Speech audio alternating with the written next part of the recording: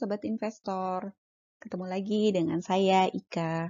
Hari ini kita akan bahas mengenai IPO saham Bukalapak. Tapi sekali lagi bahwa apa yang kita sampaikan di sini, kita tidak merekomendasikan untuk membeli suatu emiten tertentu, hanya memberikan suatu insight yang berbeda. Jumat kemarin 9 Juli 2021, Bukalapak mengadakan public expose dengan tujuan untuk memberikan pengenalan kepada investor mengenai bisnis Bukalapak. Bukalapak ini adalah e-commerce yang didirikan di tahun 2010 oleh Ahmad Zaki, Farin Rashid, dan Nugroho. Mereka bermodal cuma 80.000 dan cuma dimulai dari kamar kos. Bukalapak ini tiba-tiba sudah menjelma menjadi unicorn pada tahun 2019 dengan valuasi mencapai lebih dari 1 miliar US dollar atau kurang lebih sekitar 14 triliun. Bukalapak ini berbeda dengan e-commerce lain. Kalau e-commerce lain, fokusnya adalah pada menjual barang secara online, terutama barang-barang yang sudah standar dan memiliki merek. Tapi Bukalapak ini justru fokus untuk membantu warung-warung yang mengalami kesulitan di era internet. Tujuan utamanya adalah untuk membantu jutaan warung di negeri ini bisa menjadi online. Bukalapak ini menjadi perantara untuk mendukung transaksi. Tahun 2017, Bukalapak meluncurkan Mitra Bukalapak yang menawarkan layanan belanja online, termasuk membayar tagihan atau top-up pulsa. Bukalapak ini juga menghubungkan warung dengan distributor sembako, sehingga jalur distribusi bisa lebih pendek dan warung bisa mendapatkan harga yang lebih kompetitif dan mendapatkan margin yang lebih baik. Nah, saat ini si Bukalapak ini mau menggelar IPO dengan harga yang ditawarkan adalah Rp750 sampai Rp850 per lembar saham. Jumlah saham yang dilepas adalah sebesar 25 miliar lembar saham. Jadi totalnya kalau kita kalikan ya 850 dikalikan 25 miliar lembar saham itu kita akan dapatkan 21,9 triliun. Itulah target yang disasar oleh Bukalapak dari IPO ini. Nah, mari kita lihat bisnis model dari si Bukalapak ini. Bukalapak ini memiliki dua pilar usaha utama, yaitu dia adalah berjualan melalui e-commerce, yaitu langsung menembak ke end market atau end usernya, dan mereka juga sedang membesarkan bisnis mitra, yaitu warung-warung yang akan menjadi agen-agen mereka. Jadi warung-warung ini nanti akan bisa menjual barang-barang yang dijual oleh si Bukalapak. Selain itu, warung ini juga akan mendapatkan keuntungan karena mereka akan difasilitasi sehingga mereka bisa mendapatkan barang modal yang lebih bagus. Nah, untuk Bukalapak ini sendiri, TPV-nya itu sudah di tahun 2020 itu sebesar 6 miliar US dollar. Atau kalau kita kalikan dengan kurs saat itu yaitu 14.100, itu akan didapat sekitar 84,6 triliun. Dan rata-rata besarnya transaksi itu adalah sebesar 11,53 US dollar atau sekitar 162.600 per user ya. Dan saat ini usernya terdata adalah 104,9 juta user. Nah, Bukalapak ini sendiri sebenarnya lebih menyasar untuk di luar Tier 1. Tier 1 itu seperti DKI Jakarta, Bandung, Semarang, Surabaya, ataupun Medan. Nah, Bukalapak ini mengukur value dari perusahaannya cukup konservatif ya. Kalau pada umumnya kan e-commerce mengukur value-nya dengan menggunakan GMV atau Gross Merchandise Value. Jadi total semua barang yang dibeli dari platform tersebut. Tapi kalau si Bukalapak ini menggunakan TPV. TPV itu Total Processing Value. Nah, bedanya tuh gini loh. Jadi kan kadang-kadang orang atau si user itu pencet beli, tapi mereka tiba-tiba nggak bayar atau mereka cancel. Nah, itu si Bukalapak nggak bukukan. Jadi murni hanya yang confirm untuk dibukukan. Itu yang mereka masukkan ke situ, ke TPV itu. Nah, untuk data sendiri, jadi di tahun 2020 itu e-commerce ini penetrasinya ke market adalah sebesar 21,7% dari retail market, dan di Indonesia sendiri di tahun 2020 GMV atau Gross Merchandise Value atau besarnya transaksi melalui platform e-commerce itu adalah sebesar 30,6 miliar US dollar, dan itu masih akan naik ke tahun 2025 sekitar 75 sampai 80 miliar US dollar. Nah, kalau dari proporsinya sendiri memang untuk saat ini 70% dari transaksi e-commerce itu adanya adalah di Tier 1, yaitu seperti DKI Jakarta, Bandung, Semarang, Surabaya, Medan gitu ya. Tapi di tahun 2025 diprediksi itu area di luar Tier 1 pun juga akan naik. Jadi hampir imbang ya, Tier 1 dan area di luar Tier 1 itu seperti pada diagram batang yang warna merah. 52% tier 1 dan 48% area di luar tier 1. Nah, saat ini Bukalapak memang mereka fokus untuk mengembangkan UKM, memfasilitasi UKM untuk bisa berjualan dan juga untuk mereka sedang menggalakkan mitra atau warung-warung yang menjadi mitranya untuk bisa mereka mendapatkan income yang lebih bagus, para mitranya ini dengan margin yang lebih bagus, dan mereka juga bisa berjualan produk-produk yang dipasarkan di Bukalapak, termasuk juga bayar BPJS, beli pulsa, dan sebagainya. Artinya mereka itu justru kalau di kota besar kan sekarang ini dengan pandemik ini kan digencarkan dari offline ke online. Kalau mereka ini justru mereka merambah area-area yang mereka penetrasi internetnya belum terlalu bagus dan justru mereka membawa dari online ke offline. Artinya orang-orang yang nggak punya internet, mereka yang nggak bankable, nggak punya akun di bank, mereka bisa transaksi di Bukalapak melalui warung yang menjadi agen-agen Bukalapak ini. Termasuk misalnya mau bayar BPJS, kemudian mereka mau beli pulsa, mereka bisa ke warung-warung ini. Jadi kalau di kota besar kita mirip-mirip kayak Indomaret gitu loh agennya tuh. Nah, kontribusi dari si warung ini juga kalau kita lihat di 2020 itu memang masih nggak sebesar kontribusi dari income dari si e-commerce-nya sendiri, dari jualan usernya ini. Tapi Bukalapak itu fokus akan kembangkan di sini. Nah, seperti apa sih sebenarnya e-commerce di Indonesia itu? E-commerce di Indonesia saat ini dikuasai oleh 10 besar. 10 besarnya yang pertama adalah Tokopedia ya, kemudian Shopee, Bukalapak, Lazada itu cukup bersaing, tapi paling besar saat ini memang masih dikuasai oleh Tokopedia. Ini berdasar dari besarnya pengunjung dari platform. Kemudian kalau berdasarkan dari traffic share-nya, maka Bukalapak ini ada di urutan ketiga, yaitu di kisaran 7,79% ya. Nah, kalau dari nilai transaksinya sendiri, sebenarnya di Indonesia itu e-commerce tuh naiknya luar biasa, apalagi di sektor pandemik ya. Jadi e-commerce itu melonjak 91% dari sisi GMV-nya. Nah, untuk GMV sendiri paling besar masih dikuasain oleh Tokopedia, Shopee, kemudian berikutnya ada si Bukalapak. Jadi Bukalapak ini menguasai sekitar 7% atau kurang lebih sekitar 3 miliar US dollar. Nah, kalau kita lihat kurang lebih diagram batangnya seperti ini ya, penguasa empat besar dari e-commerce di Indonesia, dan Bukalapak berada di kisaran antara ketiga dan keempat. Nah, siapa saja sih sebenarnya investor di balik IPO Bukalapak ini? Investor besar dari Bukalapak ini yang paling besar adalah PT Kreasi Media Karya, yang tidak lain adalah anak perusahaan dari MTech yang kita sudah bahas pada video kita sebelumnya. Dia menggenggam saham Bukalapak sebesar 31,9%. Kemudian juga ada API di nomor 9 ya, API Hong Kong Investment itu sebesar 17,4%. Kemudian di yang poin ke-10 itu ada Archipelago Investment itu juga cukup besar 12,6%.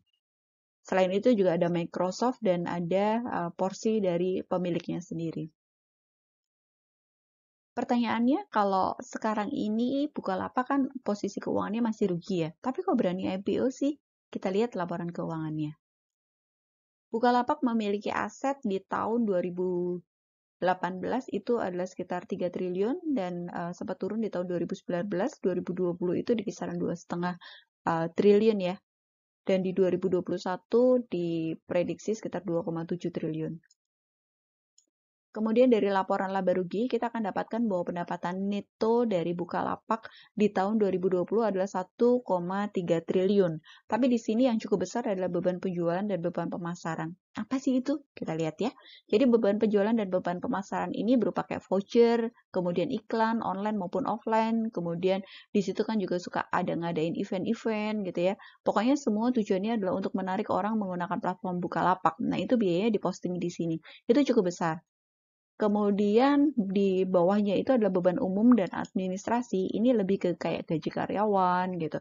Nah, di tahun 2020 itu ada tambahan beban sebesar 230 miliar.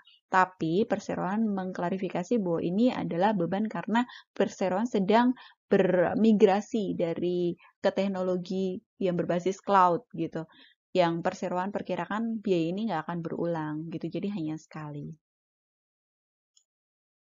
Kemudian kalau untuk rasio-rasio keuangannya, sebenarnya kalau untuk rasio keuangan saat ini perusahaan masih rugi ya, masih rugi, tapi di tahun 2019 kan ruginya sampai minus 242%, tapi di tahun 2020 itu kerugiannya sudah menurun di minus 114%. Di tahun 2021 itu dalam 3 bulan masih minus sekitar 19%, tapi ini baru untuk Q1 ya.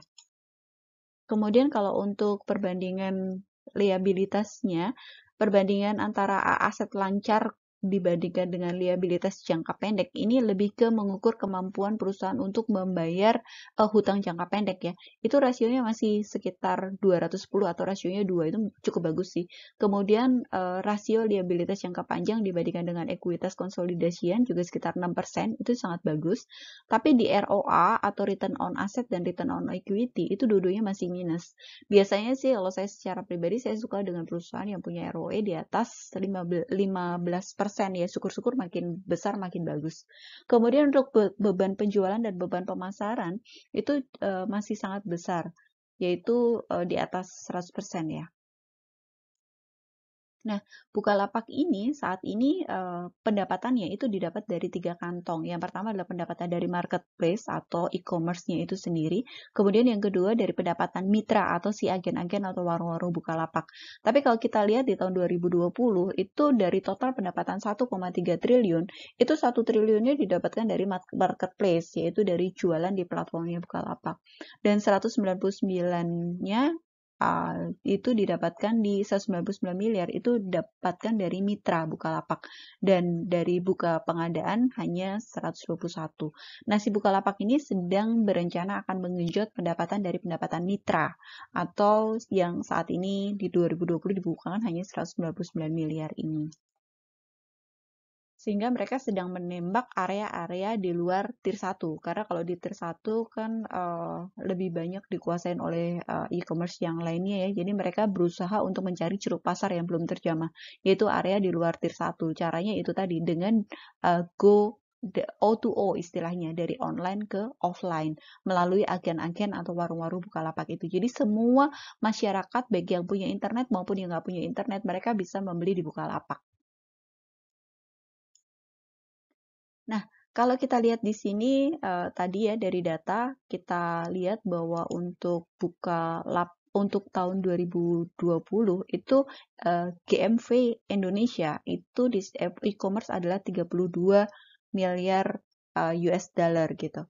Dan dari 32 miliar US dollar ini 7%-nya masuk ke kantongnya si Bukalapak. Kemudian GMV ini akan berkembang diprediksi di tahun 2025 itu akan naik sampai ke 83 miliar US dollar. Kalau kita buat simulasi sederhana, misalnya di tahun 2020 itu kan GMV-nya sebesar 32 miliar US dollar atau sekitar 451 triliun. Di 2025 itu akan naik menjadi 83 miliar US dollar atau 1171 triliun. Nah, GMV Bukalapak sendiri itu kan tadi sekitar 7% ya, 7% atau sekitar 3 miliar US dollar atau 42 triliun. Maka dengan proporsi yang sama, di tahun 2025 itu akan didapatkan bahwa GMV Bukalapak akan sekitar 110 triliun. Anggaplah masih sama proporsinya. Dan pendapatan netonya, kalau kita lihat ya, dengan proporsi yang sama di tahun 2021 1,35, maka tahun 2025 akan menjadi 3,5 triliun.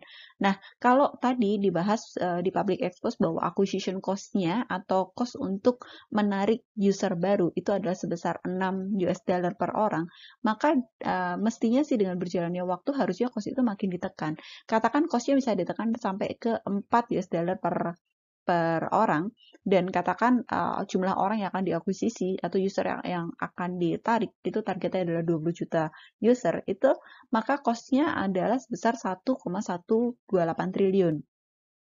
Kemudian untuk beban GA diasumsi per tahun naik sekitar 5%, itu maka di tahun 2025 akan sekitar 2,1 triliun. Sehingga di tahun 2025 itu perusahaan akan membukukan laba bersih sekitar 196 miliar rupiah. Nah, Dengan kondisi seperti ini, berarti besarnya laba bersih itu hanya sebesar 5,6%. Kecil sekali ya kalau kita lihat. Mari kita bandingkan dengan e-commerce yang lain. Amazon itu memiliki net profit margin itu juga sekitar 5,5% kalau kita lihat tuh. Dan itu sudah cukup bagus tuh di tahun 2020. Jadi memang nature-nya begitu.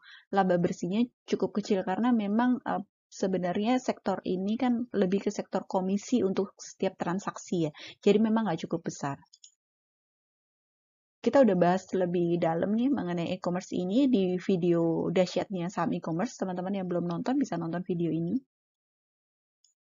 Nah, kita lihat ya, kalau untuk Shopee yang menjadi kompetitor dari Bukalapak maupun e-commerce yang lain dan cukup besar di Indonesia, itu seperti apa? Jadi kalau dilihat di sini bahwa operating income-nya juga masih minus ya. Di tahun 2020 tuh operating income-nya masih cukup masih minus. Tapi kalau kita lihat dari sahamnya pada saat IPO di tahun 2017 dia relatif datar, tapi kemudian dia akan naik-naiknya itu luar biasa tinggi, terutama sejak era pandemik ini di tahun 2020 itu naiknya luar biasa sekali. Jadi ya memang begitu, di sektor e-commerce ini memang kadang masih rugi, tapi ternyata harga saham itu tidak berjalan beriringan dengan besarnya si laba rugi. Jadi memang dia seperti itu, dia akan naik tinggi sekali justru sahamnya. Kenapa bisa begitu? Bahwa ternyata memang sektor e-commerce ini bergerak mengikuti J-curve. Artinya memang sektor-sektor e-commerce ini pada awalnya dia akan rugi, kemudian dia ruginya makin tinggi. Kenapa? Karena mereka mesti modalin dulu untuk pemasaran ya. Setelah itu nanti income-nya makin naik, impas, dan setelah itu dia akan naik secara eksponensial. Nah, so kesimpulannya bahwa saat ini sebenarnya di Indonesia itu sektor e-commerce tuh growth-nya sangat bagus. Artinya kemungkinan untuk berkembangnya masih sangat luar biasa. Terlebih Indonesia kan penduduknya 270 juta ya. Jadi sangat bagus sekali pasar e-commerce di Indonesia. Dan yang kedua adalah bahwa yang namanya investasi itu tetap harus horizonnya jangka panjang. Termasuk juga investasi di sektor e-commerce ini. Kemudian kalau dari kompetisi di sektor e-commerce ini memang luar biasa ya. Namun kembali lagi bahwa masing-masing dari e-commerce ini memiliki ceruk pasarnya masing-masing. Tinggal bagaimana mereka bisa mengoptimalkan income dari ceruk pasarnya ini. Terima kasih, itu saja insight dari kita. Terima kasih sudah menonton video ini. Jangan lupa subscribe, like, dan bunyikan notifikasi. Kita akan bahas lebih banyak lagi topik-topik menarik di video kita berikutnya.